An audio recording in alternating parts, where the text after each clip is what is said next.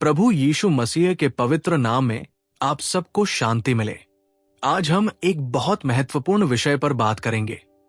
वो विषय है पाप हमें परमेश्वर से कैसे दूर करता है और यीशु मसीह हमें परमेश्वर के पास कैसे लाता है। आज हम एक ऐसे विषय पर विचार करने जा रहे हैं जो हमारे विश्वास के केंद्र में है। पाप की वास्तविकता और उसका परमेश्वर के साथ हमारे संबंध पर पड़ने वाला प्रभाव, और फिर यीशु मसीह का अद्भुत कार्य जिसने हमें परमेश्वर के पास वापस लाया। परमेश्वर की संप्रभुता, बाइबल के अधिकार और अनुग्रह से मोक्ष की केंद्रीयता पर जोर देता है। पाप परमेश्वर से अलगाव का स्रोत। पाप केवल बुरे कर्मों का एक संग्रह नहीं है, ये परमेश्वर के विरुद्ध विद्रोह है, उसके पवित्र स्वभाव का उल्लंघन है।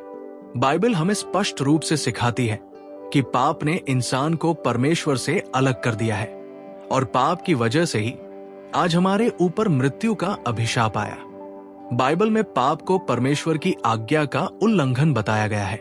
एक यूहन्ना 3:4 कहता है, जो कोई पाप करता है वो व्यवस्था का भी उल्लंघन करता है और पाप व्यवस्था का उल्लंघन है। ये केवल नैतिक विफलता नहीं है, बल्कि परमेश्वर के चरित्र के प्रति घोर अनादर है। उत्पत्ति 3 में हम पाप के प्रवेश को देखते हैं। आदम और हव्वा ने जानबूझकर परमेश्वर की आज्ञा का उल्लंघन किया। इस एक अधिनियम के माध्यम से पाप और मृत्यु दुनिया में प्रवेश कर गए। रोमियो 5:12 हमें बताता है, इसलिए जैसे एक मनुष्य के द्वारा पाप जगत में आया और पाप के द्वारा मृत्यु आई, और इस प्रकार मृत्यु सब मनुष्यों तक फैल गई, क्योंकि सब ने पाप किया। आदम के पाप ने पूरी मानव जाति को दूषित कर दिया, जिससे हम सभी एक पतित और पापी स्वभाव के साथ पैदा हुए। इसे आदि पाप कहा जाता है। परमेश्वर पूर्णतः पवित्र है, वो पाप के साथ संगति नहीं कर सकता। यशाया 59:2 कहता है, तुम्हारे अधर्मों ने तुम्हें तुम्हारे परमेश्वर से अलग कर दिया है और तुम्हारे पापों ने उसके मुख को तुमसे छिपा लिया है। ये अलगाव परमेश्वर की ओर से मनमाने ढंग से नहीं है, बल्कि उसकी पवित्रता का एक स्वाभाविक परिणाम है। वो पाप को सहन नहीं कर सकता। आत्मिक मृत्यु। पाप हमें परमेश्वर से आत्मिक रूप से अलग करता है। हम आत्मिक रूप से मृत पैदा होते हैं, परमेश्वर के प्रति असंवेदनशील और उसके साथ संवाद करने में असमर्थ होते हैं। इफिसियों 2:1 कहता है, उसने तुम्हें भी जिलाया जब तुम अपने अपराधों और पापों में मरे हुए थे। परमेश्वर के क्रोध के अधीन। क्योंकि परमेश्वर पवित्र है, वो पाप पर क्रोध करता है। पाप करने वाला प्रत्येक व्यक्ति परमेश्वर के धर्मी क्रोध के अधीन है।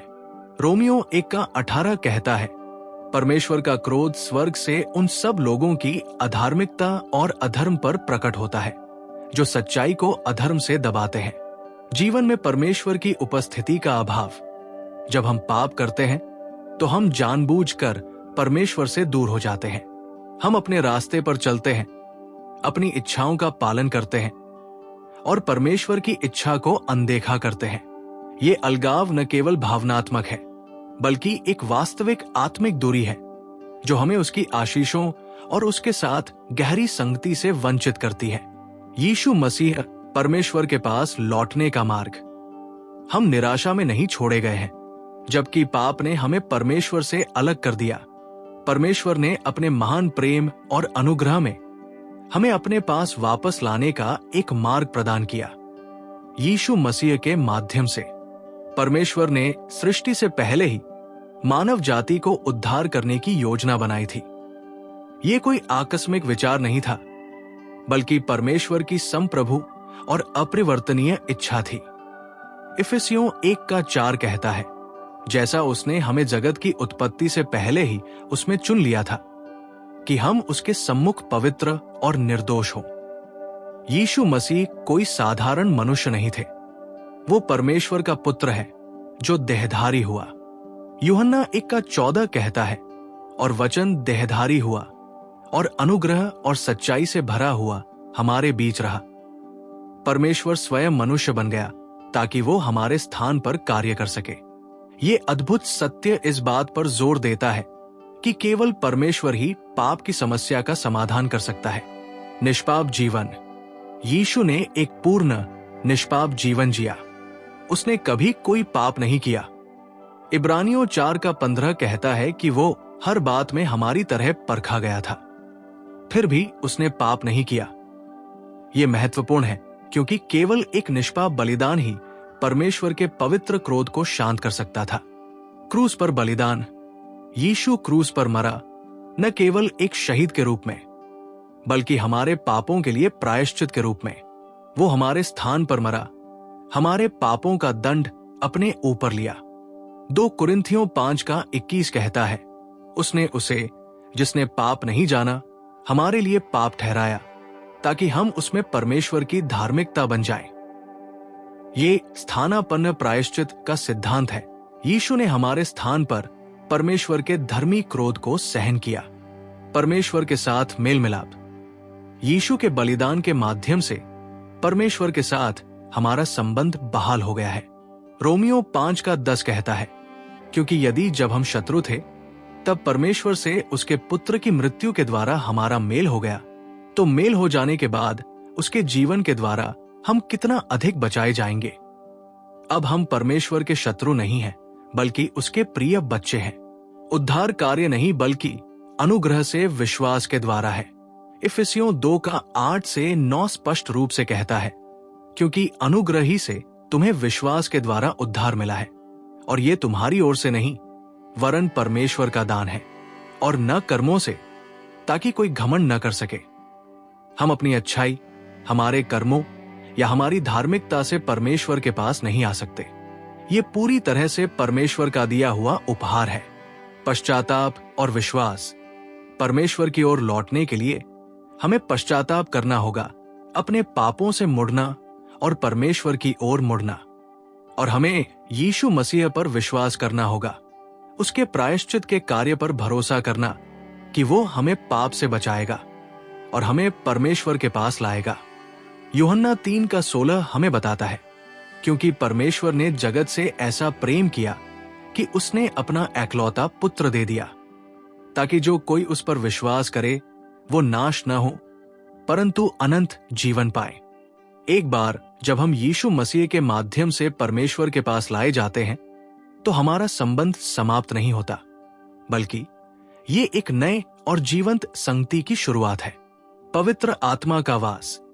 जब हम यीशु पर विश्वास करते हैं, तो परमेश्वर का पवित्र आत्मा हमारे भीतर वास करता है। ये पवित्र आत्मा हमें परमेश्वर को जानने, उसकी इच्छा को समझने और उसके पवित्र स्वभाव में बढ़ने में सक्षम बनाता है। ये हमारी संगति का आश्वासन है। रोमियो 8:9 कहता है, परंतु तुम देह के अनुसार नहीं, बल्कि आत्मा के अनुसार हो, यदि परमेश्वर की आत्मा तुम में वास करती है। प्रार्थना और वचन में संगति। हम प्रार्थना के माध्यम से परमेश्वर से बात करते हैं और उसके वचन, बाइबल के माध्यम से उससे सुनते हैं। ये परमेश्वर के साथ हमारी दैनिक संगति के आवश्यक साधन है। पवित्रता में बढ़ना। क्योंकि हमें यीशु मसीह में धर्मी ठहराया गया है, हमें भी पवित्रता में बढ़ने के लिए बुलाया गया है। इसका मतलब है कि हम पाप के विरुद्ध संघर्ष करेंगे और परमेश्वर की आज्ञाओं का पालन करने का प्रयास करेंगे, ये जानते हुए कि ये हमारा अपना प्रयास नहीं है, बल्कि पवित्र आत्मा की शक्ति द्वारा संभव है। हमने देखा है कि कैसे पाप ने हमें परमेश्वर से अलग कर दिया। ये एक गंभीर और आत्मिक रूप से घातक वास्तविकता है। लेकिन हमने ये भी देखा है कि कैसे परमेश्वर ने अपने असीम प्रेम और अनुग्रह में यीशु मसीह के माध्यम से हमें अपने पास वापस लाने का एक मार्ग प्रदान किया। यीशु का निष्पाप जीवन, क्रूस पर उसका बलिदान और उसकी मृत्यु से पुनरुत्थान ने हमारे लिए परमेश्वर के साथ मेल मिलाप का मार्ग खोल दिया है।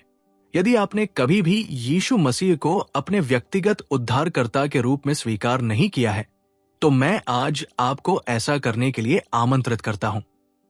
अपने पापों से पश्चाताप करें और यीशु पर भरोसा करें।